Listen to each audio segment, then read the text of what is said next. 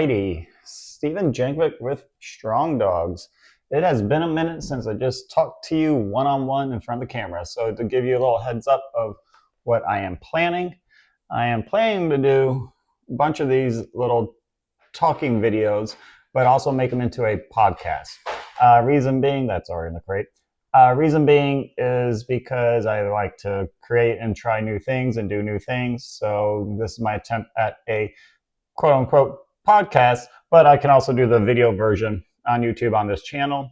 So some of this stuff reason being, I go back a step, want to explain why, because a lot of the stuff, if you notice lately with the dog training, there's a lot that is,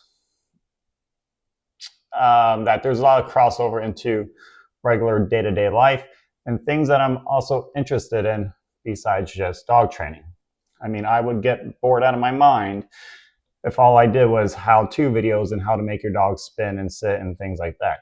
Love dogs, get it, still want to progress and get better at training and, you know, the competition stuff. But because how my brain operates, I just see a lot of parallels between dog training and coaching and life as there is. So it's not just for my betterment, but hopefully for you. So this way you can, you know, take something of value and apply it to your life. So even though you are just maybe just watching this channel to get your dog better at doing something, but in the process, unknowingly got better at, say, work or relationships just because of the parallels and the things you had developed subconsciously from dog training. So with that, I'm going to go ahead and try and turn these talkies into podcasts. So this way you can actually listen to some of these when you're out on the road driving or walking your dog even. They're not going to be super long, at least for right now. I don't think they're going to be super long, but they're also going to be kind of mirroring the blog. So right now my schedule is writing a newsletter, usually about a theme that I've been thinking about from that week that, you know, it has evolved from training and maybe some self-reflection of what's going on that week. So that's how if you ever wonder how I get my ideas, it's usually based off of a theme. Maybe it's just a writer in me or I try to attempt to be a movie writer. It was a very highly unsuccessful career, but still love the art of writing as it is. So naturally with anything literary, there are themes. So I usually pick themes to help create some of the content and lessons. Not so much what should I teach, but what are the themes that could correlate with some of the teaching. So if you ever wonder how I do it, it's based off of themes. This week's theme was fulfillment. If you read the newsletter, if you've signed up for the newsletter, if you haven't, it's a free newsletter. It's at strongdogsusa.com. Just put in your email and you can get the newsletters. Then the next day, which I've already launched, is the blog. Okay, now the blog is a little bit fuller, a little bit more in-depth, and a little bit more insightful, maybe a little bit more practical than the newsletter. Newsletter is just more questions than answers. Blog is a little bit more practical with some solutions. And now with the video and the talking, I can really riff on some of this stuff and how I got there. You know, this one might be interesting, especially when it comes to the topic of fulfillment. And then obviously when you've seen the bunch of shorts and lessons, the lessons are uploaded usually on Thursdays for the membership section. If you're not a member, sign up, help a brother out, help yourself out, help your dog out. And then Friday you get the YouTube version. So, but for right now with all this, so long story short, is going over and riffing and plugging any holes on the blog. And then, as I said earlier in the opening and the preamble, is to try and make this a podcast because I've always been interested in podcasts. Actually, even more specifically, more interested in conversations. I had really good conversations one-on-one. I think I have a pretty good skill set when it comes to conversing and conversating with one-on-one. So long-term vision is bring guests on of dog training world and then just worldly interests that I've always had. So got a lot of stuff going on up here. So this is why I have to flush all this out in multiple forms and facets. But this one was about fulfillment. It's really interesting. Fulfillment, I thought about it a lot, especially hearing, I mean, watch this channel long enough, big time into, I don't know, self-help or self-growth would be a better term. So things like Tony Robbins or anyone with real world experience. I'll just say that. You may not even have to be a coach or a developer, but anyone who has real world experience and has insights, that's what I'm really interested in. Okay. I'm not really worried about, diplomas or anything like that. I just like real world experience. I think that and age isn't a factor for me. It's just real world experience and intelligence. So anything in those two categories that are blended together, I have open ears and an open mind for. And yeah, so it's talking about fulfillment and how it's not always correlates with happiness. Because this is something I have struggled with for a very long time, both happiness and fulfillment. I think I'm getting better with each one. So just diving into this one, we'll kind of hit some of these bullet points as we go. What does it mean to live a fulfilling life? It's a question that sounds simple on the surface, but becomes increasingly difficult the longer you think about it. Yeah, because again, fulfilling life means something that actually feeds your soul and gives your life meaning on a deeper level than just something intrinsically, monetarily, self-serving, anything like that. Yeah, if you actually think about it, it's like what really gives your life purpose that is fulfilling, like this is what I was meant to be here for.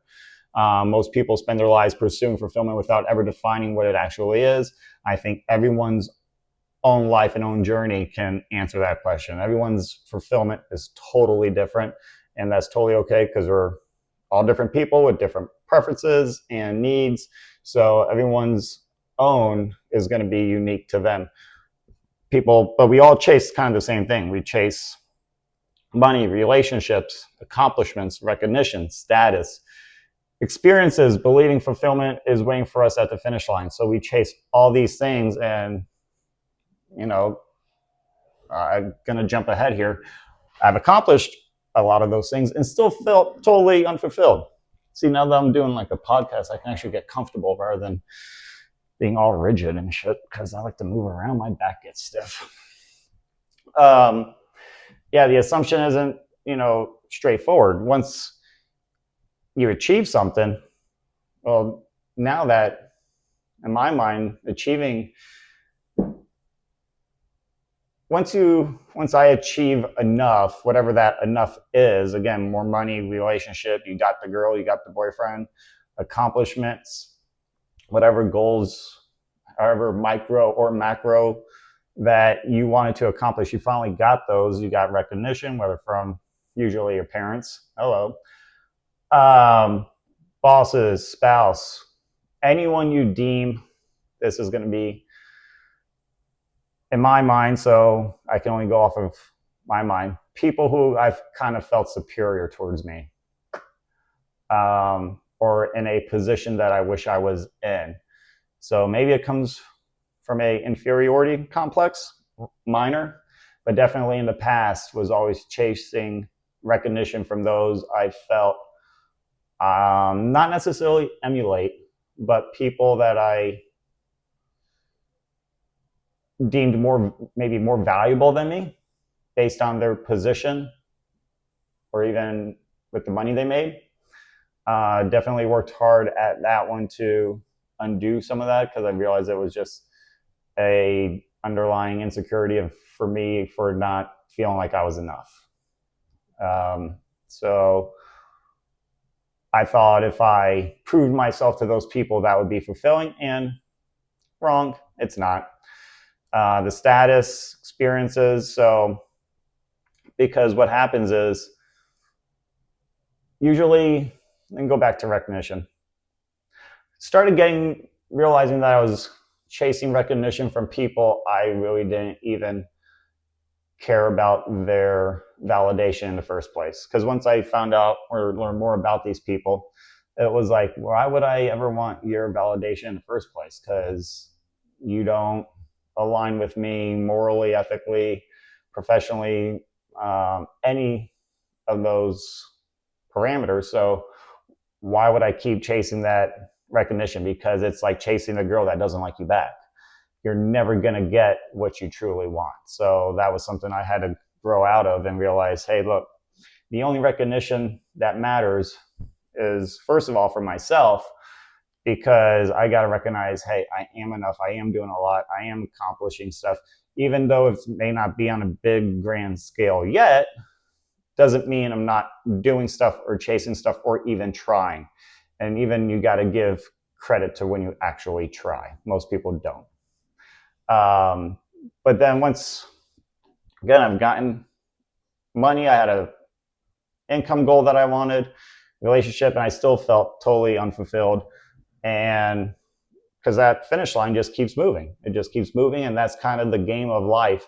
That line just keeps moving. But I think that line is a good thing at the same time, because that's what keeps you going long term. People, who get older, they end up, if they don't have a purpose or chasing anything, they end up dying a lot younger than they could have been. Or they get a bunch of medical issues because they're not taking care of themselves, because they have nothing to live for or no purpose to keep them going or any wanting to keep them going. I'll use my grandfather as an example on this one, because he still likes getting in the game of the stock market. I think that's what keeps him going. He's 98 years old. He's an absolute Svengali when it comes to that. So that's his way. It's like getting back at the table of, blackjack. You lost a hand, but hey, I'm going to keep going, get back right at it. I think that is more like Goodwill Hunting. You lost all your chips when Robin Williams' wife died. He bet big, he lost, and I think that was the quote, something like that. But it keeps him coming, keeps going back, and I think that's what keeps him so youthful, because he has a purpose of, liking that game. That it could be a dopamine thing, but if it's fulfilling because he can still use his brain and still pick stocks, then it works. So just using that as an example, that if you don't have anything that keeps you going, that line keeps moving, but that is okay as long as you're still getting fulfilled along the way, which means we're going to have certain reasons why that line keeps moving. And I finally, even though I'm struggling with this, I think I found usually the 3 or 4 things, the ingredients that allows you to actually get fulfilled. So even though I'm talking about, I have trouble with this, I think I boiled it down to certain things that I am focusing on that allows me to start feeling fulfilled. The promotion becomes a new expectation. The raise gets absorbed into everyday life. The relationship settles into routine. The accomplishment that once felt monumental eventually becomes normal. Then we become chasing the next thing. This isn't because goals are bad. Not at all. Quite the contrary. Goals provide direction. Accomplishments provide confidence. Success creates opportunities. Totally true. But where these goals and where these accomplishments, come from, that's the X factor. And that's where, you can get a sense of pride and happiness from them, but they really have to come from the heart, and that's what, for Tony Robbins, talk about at length. It's about being of service and giving. And, anyone who's watched this channel from way back when, I'm a Elliot Hulse fan. So the quote I got from him, which he got from Ralph Waldo Emerson, every action is measured by the sentiment it precedes. So where that energy comes from, if it just comes from your head of wanting something, it's only going to go so far. But if it actually comes from your heart and your soul and your body, that's where I think makes the game changer. I think that's what really separates highly, highly successful people from ones who just come up a little short or limited, because they're coming at it from a negative energy rather than a pure energy, which would be from the heart. Accomplishments are external. Fulfillment is totally internal. An accomplishment is something you achieve. Fulfillment is something you experience. Yeah. And because accomplishments end like that. Once you got it, it's over. But fulfillment is fueling you. The accomplishment is crossing the finish line and getting the trophy. The fulfillment is that burning of the engine and the gasoline and the heat for the long distance to get there. And that's what really keeps us going. So the two often overlap, but are not the same thing. Think about someone who earns a promotion at work. On paper, they're successful, but yet they're still dreading going into the office every day. That was me. Was chasing a income goal and went to work every day, thought I was being fulfilled because I saw the fat checks coming in. And then at the end of the year, it was kind of like, the stress was beyond normal belief or could handle. And it wasn't fulfilling. It wasn't fun. It was just, okay, now that you got bigger checks coming in, you got more of a spotlight on you, which is fine and fair in a business sense. But the reason I kept going, kept chasing it was pure ego. It wasn't to fully help others. I think it started out that way. But then when the market cap started growing, that subsided, and now it was purely me. Then when I went back to, I'll say, my roots of trying to really pour myself into others and make myself more fulfilling and watch other people succeed, business went down, and which I knew would happen. And then they wanted to move me from certain positions, so I just stepped down because at the end of the day, it would never be mine, no matter how much I put my heart into it. So that was kind of the brief story of how I slowly started getting into doing this. Meanwhile, another person earns less money and spends their days being meaningful at work, surrounded by people they care about. They may not appear as successful from the outside, yet they feel deeply fulfilled. Difference isn't the accomplishment. The difference is the meaning attached to it. Absolutely. We've all heard it. People who make asinine money, but it's kind of like, it is what it is. It's normal. That's just it. It's no longer fun or challenging or fulfilling. It's just, all right. And they're totally empty. They have no purpose. They have no drive, or I wouldn't say drive, but nothing to really sustain them to be like, that is why I was put on this earth. Meanwhile, someone who makes very little money can have the totally polar opposite effect of, wow, I am helping others, I am serving others, I'm being fulfilled, and I don't care about the money because I would do it for free. That's how, I guess, if you need a little quick gauge, would you do what you're doing for free? And that would tell you if you're really being fulfilled or not. Why fulfillment matters? Because happiness becomes difficult to sustain. You can be happy, but it won't be fulfilling for long. If it's not fulfilling, it won't be happiness for long.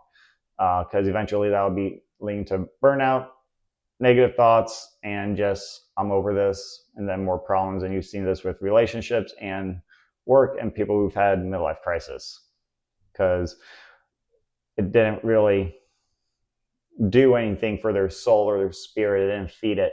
So naturally, your brain is going to make problems out of nothing, and that's really what happens. So even all the dopamine effects of new purchases, compliments, vacations, the pay raises, viral social media posts, insert any example, all these create excitement, but the excitement fades, especially when you start getting them again. And trying to do my best efforts and getting more comfortable and doing more shorts on Instagram, Facebook, TikTok, how to get comfortable, putting it out there, because people I know were going to see this. But eventually, therefore, at first it was like the dopamine effect. Okay, not getting a lot of traction. People are, talking shit. And then if one goes off and now you're starting to go by count. So there's just dopamine effects like this. But now you do it for so long, it's like, okay, it's just another day, just another post that someone might see for 12 seconds and then forget about it. So what you're doing, what you're posting has to be fulfilling, because this is where the selfish and the selfless part come into play. If you're doing it selflessly, it's for the audience. What it does for you, it does not matter. The selfish part, it should be your process, because that's what fulfills you. The selfless part, you're doing it for them. People don't care. No one, followers or not followers, or friends or not friends, or whoever, they do not care what it does for you. They just care about what you produce. I think that was on Comedians in Cars Getting Coffee with Jerry Seinfeld and Michael Richards. Richards was talking about his blow up of, however many years ago, 10 years ago. He was acting from a selfish standpoint. And he's like this, and Jerry's like, the selfish part is your process, because that's what it is for you. End of the day, the 10, 12-hour days, of them putting on a sitcom, it's for the audience. It's not for them. So the audience does not care how tired they are. They don't care, how long it took. And they shouldn't care either, because it's selfless, because you're doing it to serve your fans and your community and the world. And if you can do that, then I think that where it does become fulfilling. It could be hard, for sure. That goes without saying. Fulfillment isn't easy. It can be hard. The act of doing it can be difficult, 100%. So don't get that lost in translation either. Fulfillment is different because it provides a deeper sense of satisfaction. It gives meaning to effort and purpose to the struggle. It allows people to continue moving forward when motivation disappears. People come back to the gym after a bad workout. Entrepreneurs building a business during difficult months. Still living there. If anyone's wondering, you don't care, and nor should you. It's what dog owners stay committed to training even when progress feels slow. Totally been there for a long time. I thought forever Aria was always going to be on luring. She wasn't getting verbal commands or hand signals or anything. I just thought it was going to be an endless thing of luring, and then all of a sudden she snapped out of it and was able to do stuff without luring. But I also started comparing her to other dogs, which is the worst thing you can do. And normally when there's moments of doubt or tension or resistance or anything of that nature, we tend to compare ourselves, or at least I do. I can't speak for everyone. Tend to compare ourselves, because I see others and I'm like, they never had a fucking struggle. Their life has been nothing but green lights. And here I am not being able to figure this out, like figuring out all these different avenues of, now podcasting and videos and shorts and website design. Other people are just, they do it and like it's nothing. Whereas I have zero grace for myself, because I think I should know all this, but not realizing I know less than dick about it. So it's totally unfair. Same thing with dogs. People see a short video of their dog versus theirs. They think theirs should be like that, not taking into account how long a person's been training, how consistent they are with their training. It could be top tier genetics of the dog versus their dog. So there's all these X factors that are so unfair to compare. But when times are tough, that's unfortunately what happens. We compare ourselves. So, but the only thing that matters is, are we being fulfilled along this journey? And that's what keeps our head down and gives us tunnel vision to focus on each of these little baby goals along the way to reach our big goal. All right. So been going on, but I finally found a few pillars that have kind of helped me along this way, that I've kind of going back to, comparing, but gets my mind back on track when, I'm starting to feel that resistance, or my brain starts to wander and compare, and like there's this never going to happen. So these are kind of the 4 things that I kind of focus on, maybe all of them or one of them, that kind of recenters me to find my fulfillment amongst all this noise. Could be different for you, could be the same, but at least it gets you thinking. And that's the whole point of this, is to get us thinking outside of our normal thought process. First of all is meaningful connections. We have to evolve and meet new people because humans are social creatures. We need relationships built on trust, understanding, mutual respect.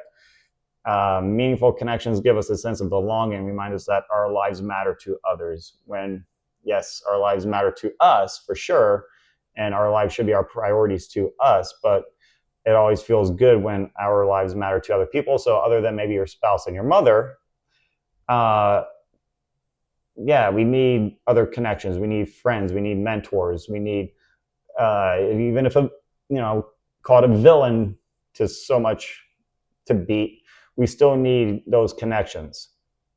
And because it's dog stuff, so let's get into the dog side of it too. Dogs are no different. Strong bonds between dogs and owners create confidence, trust, and engagement. Dogs feel connected to their owners, often perform better training, navigate challenges with greater confidence. Same thing. This is why, again, the parallels between dogs and humans are pretty vast. I mean, they're pretty great. We perform better when we have coaches and adversaries. At the same time, when we can do something together, we will strive for greater accomplishments. When you've got a team behind you with people who care about you and have your best interests as well. Purposeful activities. People thrive when they feel they are working towards something meaningful. Purpose doesn't have to be grand. It can be raising a family, building a business, learning a skill, helping others, creating something that didn't exist before. I didn't want to touch on this earlier, but everyone who I've come across has always said having a family and having kids gave their life purpose, because now their life revolves around, is meaningful for that child and not for them. I obviously don't have kids. I just have Aria. So not there yet, but having purposeful activity. So building a business, being of service. And I think that's what Tony Robbins and all these, great talkers and philosophers and developers talk about, is being of service. Even the great book, the Bible, be of service to God and to your community. Giving is what gives purpose. Taking and getting do nothing for you. You can take as much as you want, but taking gets old, Keep thinking back to Rockefeller and Carnegie. They worked their ass off to learn new skills, build businesses, got insanely rich. Top 2 people in the world, when it came to net worth. But then it became a contest between those two, who can give away the most of their money. I think Rockefeller said in his book, Titan, great book if you haven't read it, was the reason God bestowed all this wealth onto him was so he could give it away. Now that's something. Like, this guy was pursuing business and intelligence, being ruthless, but really deep down he was like, God only gave me all this so I could give it away. So being of service is a non-negotiable. How you be of service is totally up to you. Me being of service is, hopefully, as always with this channel, was to inspire people to make a jump professionally or personally, to do something that they were scared to do. Obviously, I was talking about it at length in other videos, that was nervous as hell to start all these videos and to publish them, just like anyone, and caring what other people thought. But over time, that emotion of not doing something got so great that it finally forced me to do something. So the 2 goals were always to inspire someone, just like Batman, big Batman fan, and to help people have a better relationship with their dogs. So that was it. It was always to be of service, of inspiration, hopefully some entertainment, and tutelage for their dog. That was it. Pretty simple at that. Hopefully have some lulls around the way, have some laughs. Who says you can't learn something and laugh at the same time? So all my corny jokes, hopefully they found them entertaining. And dogs also need purpose. Many behavior problems stem from boredom and lack of direction. Working breeds especially benefit from activities that challenge their minds and engage their natural instincts. Tracking, obedience, scent work, absolutely. Same thing with people. I think people get into vices because they're bored and have a lack of fulfillment. So drugs and alcohol, women, been there, done that, was straight out of boredom and lack of direction, because I was coping with being afraid of trying something new. So to calm the mind and the emotions of all those negative feelings of not being good enough for myself or other people, turn to that. And I think a lot of people's vices stem from that. You're just coping with emotions and feelings and thoughts about yourself that you haven't come to terms with or even acted to change. So dogs, same thing. They need activity. They need a purpose. They need a job. Not like, no, you don't need a job at the post office type of job, but they do need to do something instinctual. For them, it would be using their nose or hunting or biting something. So as people, I think our purpose is to give and be of service of, hopefully great magnitude, and dogs are being there to hunt, eat, and kill. So put that into a skill like protection and retrieving and obedience. So this way they don't get bored and then they don't wreak havoc on your household as well. Growth through challenges. Growth requires resistance. Can't have diamonds without pressure. Whether it's learning a new skill, facing a fear, stepping outside your comfort zone, challenging creates development. Same principle applies to dogs. New environments increase training difficulty, problem-solving exercises, overcoming obstacles help build confidence and resilience. Neither people nor dogs grow by staying comfortable all the time. Nope. Comfort is a killer. What was it that Bane said to Batman? Peace has weakened you. And that's totally true.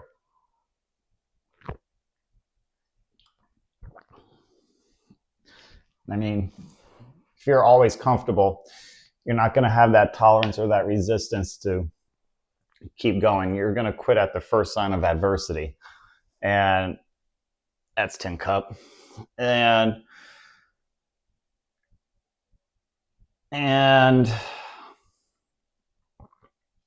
you don't learn anything by staying comfortable. You learn more about yourself and the topic at hand when you're going through those learning pains. So at least you're trying, and that's overcoming, thoughts of self-doubt, self-belief. And usually it's just make-believe. It's totally make-believe, because most of the time those thoughts and those feelings and what you think people are thinking about you don't even exist.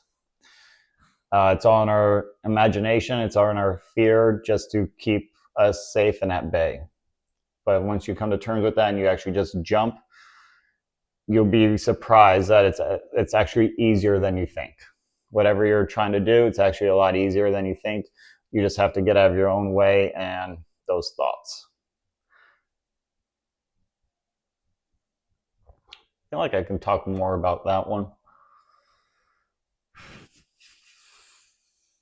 Like, even talking now, this is 33 minutes in.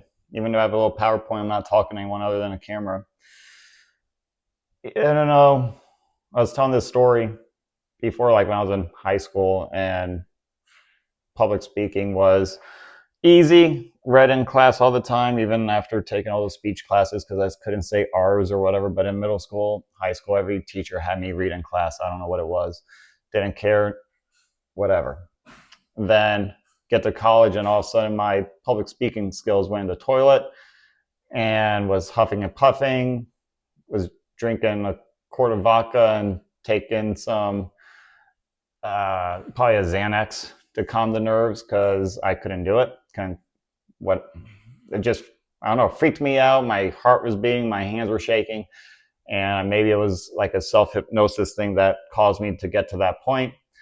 And then I don't know if I ever really overcame it after that. I just kept thinking, not going to let this bother me or define me. So finally graduated college and never actually had to know if I could do it or not. Then finally, when I became manager and I had to talk in front of 20 people for all my subordinates, it was kind of like, oh shit.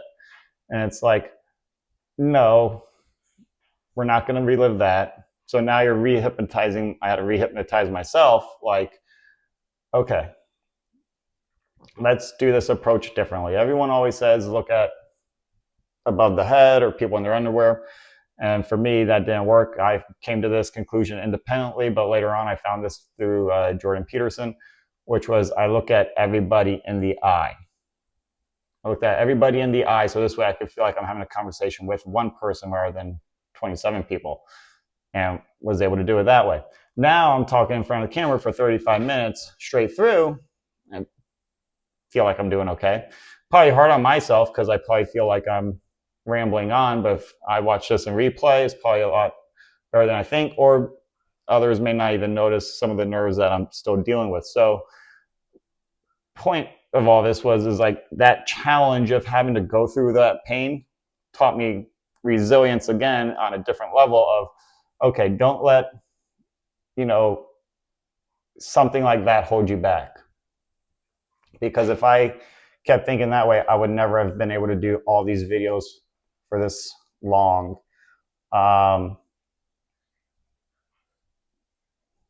So that it sucked in the moment. It's fucking awful. But that growth, that challenge of, okay, went through a couple of years, couldn't talk in front of people. Now let's try and work our way through it. And if you can do that, you can pretty much do anything.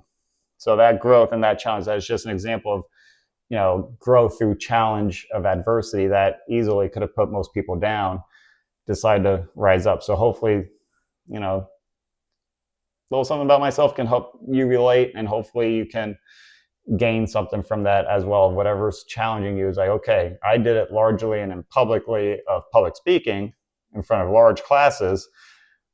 Now I'm doing it to the world, my world, which isn't all that big, but hopefully whatever you do, if you look at it in retrospect or even from a bird's eye, your problems are probably not as big as you think. They're just bigger in your head. Safety and stability. Growth requires challenge, yes, but challenge requires security. So you got to feel safe in your environment to make mistakes and learn, but not just the environment, the actual physical environment. The people that are in that environment are just as important. They got to be supportive. So it goes back to your connections, those meaningful connections of who's supporting you, whose opinions do you really resonate with and respect, because during some of these challenges and these growth periods, you will embarrass yourself, you'll look foolish, but who cares? You got the love of yourself, maybe a spouse and a few friends who can keep you moving and uplift you. Because if people aren't where you want to be, and people are living lives, goes back to what I said earlier when I was looking for validation from people who I had, in hindsight, very little respect for. Why do I keep chasing it? So if someone is beating you down and they're not living a life you want, they're not doing what you want, they don't align with you morally, ethically, professionally, financially, spiritually, then fuck them. Fuck them. You don't need that in your life. Ditch them. And just surround you with people who do love and care about you, but it will also challenge you. So was it Dan Pena and everyone else, show me your 5 friends and I'll show you your future? Totally true. So if you surround yourself with people who just berate you and want to make fun of you, ditch them, fuck them. Surround yourself with people who will challenge you, but also you can learn from and you also respect. That's why choosing your spouse is huge. Your dog can learn leadership, structure, consistency, and creates the foundation for dog to confidently explore the world. So your dog needs that too. Your dog needs that leadership. It needs to feel safe because a dog's experience is totally different, especially if you adopt a dog or rescue a dog, found a dog, whatever it may be. That dog needs to feel safe in order to learn. The dog will make mistakes, yes, but its spirit cannot be broken. So spirit can be broken if it's in the wrong environment. What was it that always was the motto was, you can put a bad person in a good environment and they can succeed. You can put a good person in a bad environment and they will fail. So the environment is just as important as the person. So you put a good person in a good environment, check mark, they're probably going to succeed easily. Bad person in a negative environment, sorry, knock them off the board. But a bad person in a good environment, they can succeed, because that's how you enrich their life, feeling safety, making them learn, but also challenge themselves. And that's the same thing for the dog. You can have a dog, not all dogs are the same. Some dogs do need to be put down and have a dirt nap. So don't think this is a one size fits all cookie cutter type of thing. No, it's very scenario based and situational based. But some dogs that look fearful in the right environment can succeed and have a great life. Other dogs that are terrible dogs that have, bit people and children, put them in the wrong environment or even the right environment, they still need to be put down. So don't get it wrong. It's not black and white. It's very situational. Just want to make that point very clear. But if you have a great environment, in order to do that, in order to do some of these things, chances are, probability wise, you will succeed.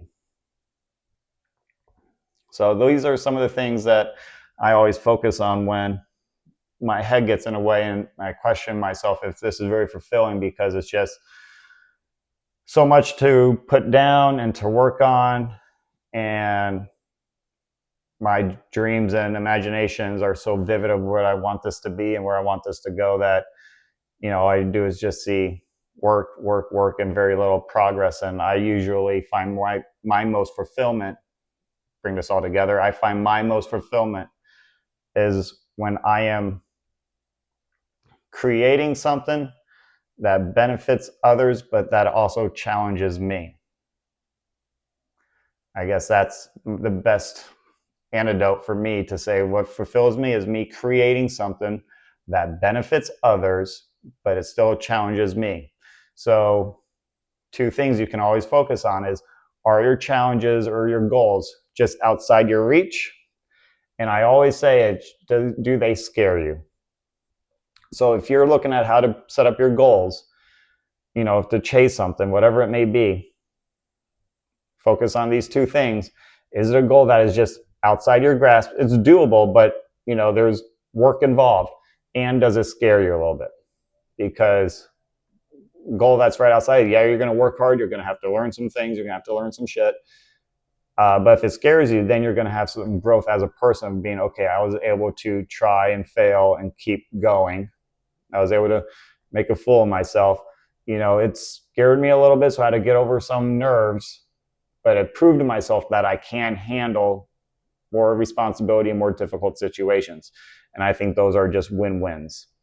And then with these 4 pillars, as long as you have one or a couple of them surrounding you and encompassing those goals, those fears, those challenges, I think you're going to have a very fulfilling life and journey along the way. So final perspectives.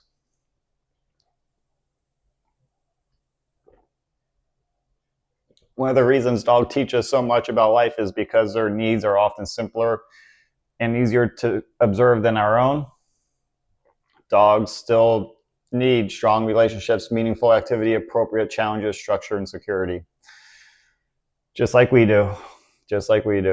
When those needs are constantly met, behavior issues often decrease and confidence increases.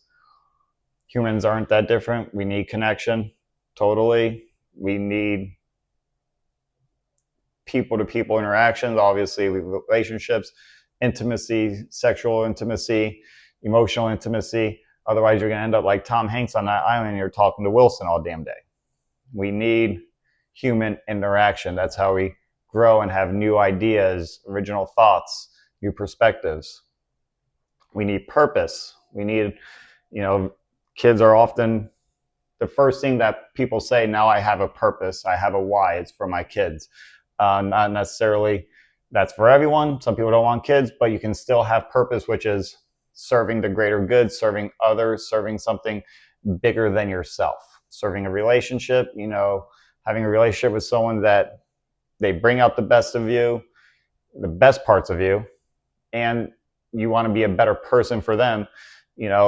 That could be your purpose, is yes, serving others, but also as long as that purpose in serving others fills you and gives you glee and meaning, but also at the same time challenges you to be better, to grow, to get better and learn something that you can give to others. I think that's part of challenges, is learning things that you can bestow and bequeath to other people. And I think that's how most people really learn something, is by getting in a boat and saying, I was there too, totally understand your feelings, I was XYZ, just like on point. And if I can do it, you can do it. And trust me, if I can do all this stuff and still learn, still work my morning job and still come home and do all this, you guys can do it too. Absolutely, you can, even though I haven't figured it out. So I don't want to get preachy. I'm still figuring it out. So I'm still in the process of all this shit. But if I can at least start this, so can you. We need security. Yep. So luckily I have a safe space. I have my home here right now just with Aria.